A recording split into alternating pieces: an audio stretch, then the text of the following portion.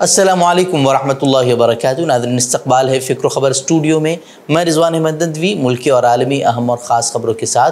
तो नाज़रीन, आज ख़बरनामे में गज़ा की ताज़ा सूरत हाल के साथ बात करेंगे। ज्ञानवापी मस्जिद के तहख़ाने को हिंदुओं को सौंपने का फ़ैसला करने वाले जज को बीजेपी हुकूमत की तरफ से मिलने वाले बड़े इनाम की, टनल में फंसे 41 मज़दूरों को बचाने वाले मुस्लिम रेट माइनर के साथ हुकूमत की बेरहमी की, क्या हिमाचल प्रदेश में कांग्रेस हुकूमत का हो जाएगा खात्मा, इसके साथ ही और भी मज़ीद अहम खबरों पर करेंगे बात। तो देखते रहिए खबरनामा।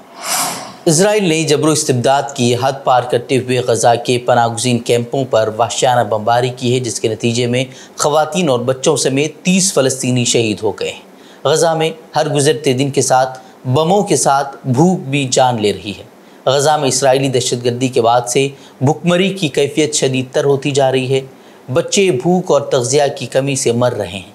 कई बच्चों ने अब तक दम तोड़ दिया है और कई बच्चे मौत के दहाने पर हैं। ज़रूरतमंदों तक इमदाद नहीं पहुंच पा रही और इमदादी ट्रकों को इसराइली फ़ौजों की जानिब से जानबूझकर निशाना बनाया जा रहा है। ऐसे कई वीडियो सामने आ चुके हैं जिनमें जंगज़दा गज़ा में शहरी अपने बच्चों की भूख मिटाने के लिए मुनहदिम शुदा इमारतों के मलबे में खाने पीने की अशिया तलाश कर रहे हैं। कुछ बच्चे भूख की वजह से दरख्तों के पत्ते तक खाने को मजबूर हैं और ऐसी दिलों को झंझोड़ने वाली तस्वीरें सोशल मीडिया प्लेटफॉर्म पर मुसलसल गर्दिश भी कर रही हैं और वहाँ के लोग सवाल कर रहे हैं कि आखिर इंसानी हकूक़ की दुहाई देने वाले आखिर खामोश क्यों हैं। वह अक़वाम मुत्तहिदा से मुंसलिक एहलकार ने बताया कि 5,76,000 अफराद ऐसे हैं जिन्हें पेट भर खाना नसीब नहीं हो पाता। खुद अक़वाम मुत्तहिदा ने मुतनब्बिह किया है कि अगर जल्द जंगबंदी न हुई तो गज़ा में भुखमरी की सूरत हाल इंतहाई संगीन हो जाएगी। अक़वाम मुत्तहिदा से वाबस्ता हुकूक़ इंसानी के इदारों ने शिकायत भी की है कि उन्हें मनसूबाबंद तरीक़े से गज़ा में ज़रूरतमंदों तक पहुँचने से रोका जा रहा है और इमदादी काफ़िलों पर हमले किए जा रहे हैं। अल जज़ीरा के नुमाइंदे हानी महमूद उन्होंने बताया कि गुज़िश्ता 2 दिनों में 6 लाख ज़रूरतमंदों के लिए महज 20 इमदादी ट्रक दाखिल हो सके हैं। इस बात का अंदेशा बढ़ने लगा है कि गज़ा में आने वाले चंद दिनों में भुखमरी से बड़ी तादाद में अमवात हो सकती है। वहीं UN food and agriculture organization के नायब डायरेक्टर ने बताया कि गज़ा में पानी की फराहमी भी महदूद है। 7 अक्टूबर से कबल जितना पानी अहल गज़ा को सप्लाई किया जा रहा था, इस वक्त उसका महज 7% पानी ही फराहम किया जा रहा है। अपने रिटायरमेंट के आखिरी दिन वाराणसी की ज्ञानवापी मस्जिद के तहख़ाने को हिंदुओं को सौंपने का फ़ैसला देने वाले जज उसको उत्तर प्रदेश की बीजेपी हुकूमत ने इनाम से नवाजा है और अब उन्हें सरकारी यूनिवर्सिटी का लोकपाल मुकर्रर किया गया है। लोकपाल का काम तलबा की बेहतरी के लिए उनके दरमियान तनाज़ात को हल करना होता है। इस यूनिवर्सिटी के चेयरपर्सन खुद उत्तर प्रदेश के वज़ीर आला योगी आदित्यनाथ भी हैं। आपको मालूम होना चाहिए कि जज विश्वेश ने अपने मुद्दतकार के आखिरी दिन 31 जनवरी 2024 को फैसला सुनाते हुए ज्ञानवापी के तहख़ाने में हिंदुओं को पूजा करने की इजाज़त दी थी। और तलब है कि विश्वेश उत्तर प्रदेश में मंदिर मस्जिद मामलों से वाबस्ता पहले जज नहीं हैं जिन्हें कोई सरकारी ओहदा हासिल हुआ है।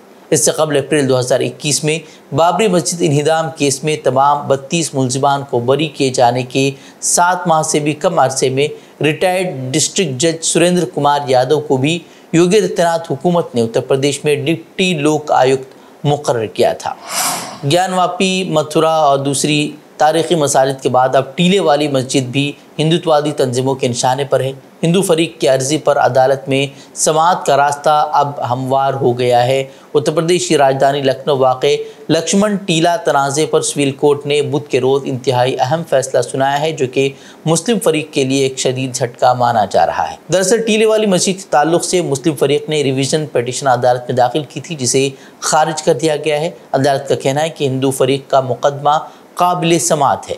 हिंदू फरीक का कहना है कि औरंगज़ेब के वक्त में लक्ष्मण टीला मुनहदिम करके वहाँ पर टीले वाली मस्जिद बनाई गई थी। हिंदू फरीक ने अपने अर्जी में ये भी दावा किया है कि टीले वाली मस्जिद के अंदर भगवान शीश नाग का मंदिर है, जिसे तबाह किया जा रहा है। उन्होंने मस्जिद के सर्वे का भी मुतालबा किया है।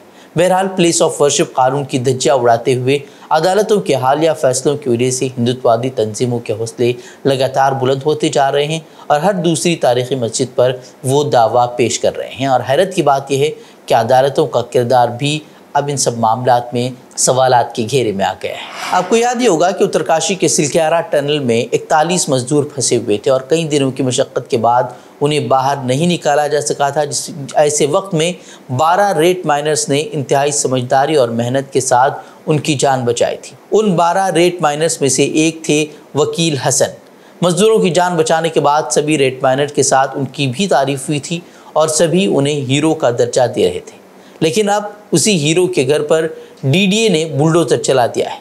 وکیل حسن نے ڈی ڈی اے پر الزام عائد کیا کہ اس نے کھجوری خاص واقع شری رام کالونی میں موجود اس کے گھر کو منہدم کر دیا۔ حسن نے اتھارٹی پر یہ بھی الزام عائد کیا کہ بغیر نوٹس اس کا گھر گرایا گیا۔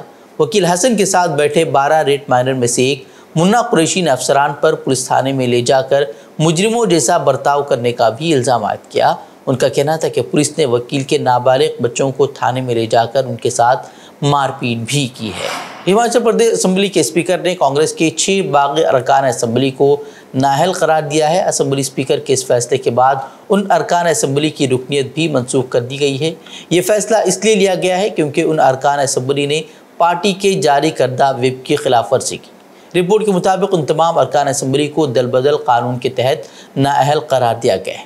خیال رہے کہ کچھ روز قبل راجیہ سبھا انتخابات کے دوران 6 ارکان اسمبلی نے بی جے پی کے حق میں کراس ووٹنگ کی تھی، جس کے بعد ہماچل پردیش کی کانگریس حکومت پر خطرہ لاحق ہو گیا تھا۔ تاہم وزیر اعلیٰ نے واضح کر دیا کہ وہ اپنی مدت کار پوری کریں گے۔ سرکار سرکشت ہے، ہم نے کیا نیتی بنانی اس کے بارے میں وہ ایڈوائز کرتے ہیں۔ وہ کسان اپنے مطالبات کے لیے پنجاب کے شمبھو اور کھنوری سرحد پر گزشتہ 16 دنوں سے احتجاج کر رہے ہیں۔ کسان مزدور سنگھرش سمیتی اور سیونکت کسان مورچہ کا مشترکہ اجلاس بھی منعقد ہو چکا ہے، جس میں فیصلہ کیا گیا ہے کہ دہلی مارچ کا حتمی فیصلہ آج یعنی کہ جمعرات کے دن لیا جائے گا۔ اسی درمیان خبر آئی ہے کہ مرکزی وزیر زراعت نے کہا ہے کہ وہ احتجاج کرنے والے کسانوں کے ساتھ مذاکرات کے لیے تیار ہے۔ یاد رہے کہ اب تک مرکزی حکومت اور کسانوں کے درمیان 4 دور کے مذاکرات ہو چکے ہیں، لیکن کوئی حل نہیں نکلا ہے۔ کسان فصلوں کی کم از کم امدادی قیمت کی قانونی ضمانت سمیت مختلف مطالبات پر دہلی مارچ پر اٹل ہیں۔ سپریم کورٹ نے بدھ کے روز ٹیلی کام کمپنیوں کو بڑی راحت دیتے ہوئے دہلی اور کولکتہ ہائی کورٹ کے ان احکامات کو خارج کر دیا ہے جس میں انہیں ٹیکس ادائیگی سے متعلق حکم جاری کیا گیا تھا۔ عدالت عظمیٰ نے کہا کہ اس معاملے میں انکم ٹیکس کی دفعہ 194H کمپنیوں پر نافذ نہیں ہوتی ہے۔ دراصل بھارتی ایئرٹیل اور ووڈافون آئیڈیا اور دیگر کمپنیوں نے سپریم کورٹ میں ایک اپیل کی تھی، جسے آج عدالت نے منظور کر لیا ہے اور انکم ٹیکس محکمے کی اپیل کو خارج کرنے کا اعلان کیا ہے۔ غزہ میں اسرائیل کے ذریعے فلسطینیوں کی نسل کشی اور امریکہ کی جانب سے اس کی تائید صدارتی الیکشن میں جو بائیڈن کو مہنگی پڑ سکتی ہے۔ پارٹی کی امیدواری جیتنے کے لیے ہونے والے پرائمری الیکشن میں انہیں نہ صرف جگہ جگہ احتجاج اور مظاہروں کا سامنا کرنا پڑ رہا ہے، بلکہ عرب اور مسلم امریکی شہریوں نے اس معاملے میں ان کے خلاف تحریک چھیڑ دی ہے۔